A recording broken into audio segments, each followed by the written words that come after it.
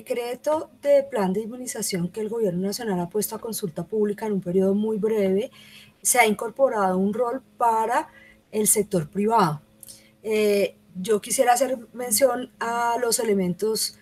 que preocupan del rol del sector privado, pero también a las oportunidades y a las posibles ventajas de asignarles un rol en este plan de inmunización.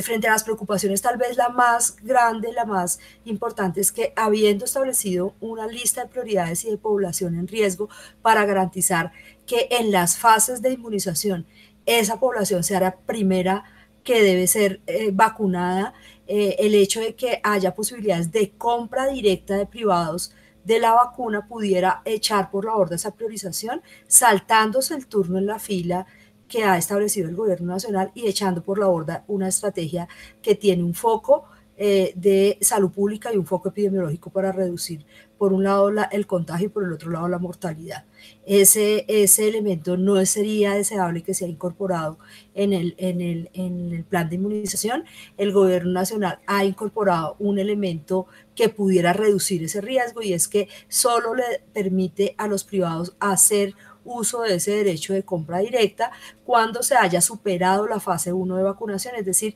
la población, la primera población, la etapa inicial de la primera población de mayor riesgo. Este elemento puede ayudar a gestionar y a evitar que se salte en ese turno y que el plan de priorización sea adecuadamente gestionado. Hay otros elementos que deberían ser considerados. Tal vez el más importante es que las EPS, sobre todo las EPS del régimen contributivo y las EPS de capital privado del régimen subsidiado, pudieran cumplir un rol y deberían cumplir un rol muy fuerte en la estrategia de inmunización. Dentro del decreto, gran parte del rol de las empresas aseguradoras de las EPS está asociada a la identificación de usuario, a la asignación de los lugares de vacunación a los diferentes usuarios y a la garantía de hacer seguimiento a las condiciones a la comorbilidad, a las variables de comorbilidad de enfermedades como diabetes, hipertensión, edad, etcétera, de manera que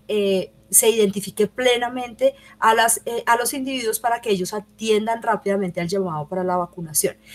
Tal vez ese rol es relevante, pero es deseable que se articule y que se le dé un rol mucho más fuerte articulado con las entidades territoriales y con el sector público para que se garantice que el papel que pudieran cumplir después de haber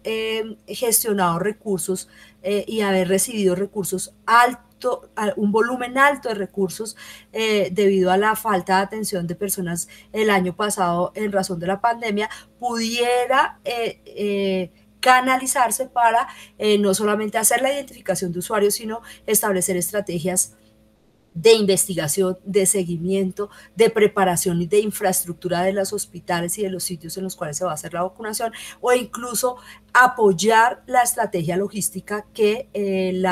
las secretarías y las entidades territoriales deben realizar. Esto significa en alguna medida hacer un retorno y una alianza público-privada en donde el retorno de la inversión y de los dineros que ya han recibido las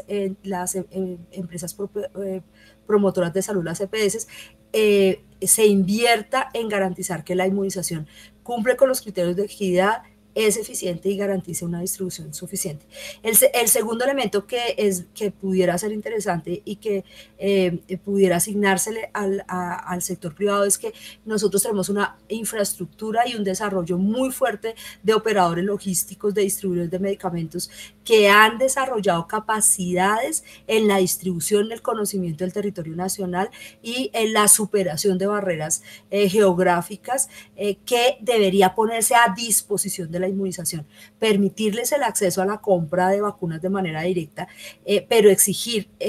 posibilidades de poner a disposición del Estado colombiano, de la población nacional, de plan de inmunización, sus capacidades y sus aprendizajes puede ser un elemento a considerar y pudiera ser valioso, un rol que pudieran jugar en ese sentido. Y finalmente es deseable y es una propuesta que hemos insistido desde el Centro de Pensamiento, Medicamentos, Información y Poder en varias ocasiones, en diferentes momentos de regulación de estos asuntos relacionados con la vacuna, y es que se garantice que se invierten recursos, y esto pudiera ser un incentivo para que los privados puedan hacer uso con estas restricciones que acabo de hablar a la compra de vacunas, y es que pudieran generar recursos y hacer transferencia de recursos para un fondo de investigación en farmacovigilancia, en inmunovigilancia y en seguimiento a las diferentes vacunas que se van a aplicar, de manera que se tenga una agenda de investigación seria, que los privados hagan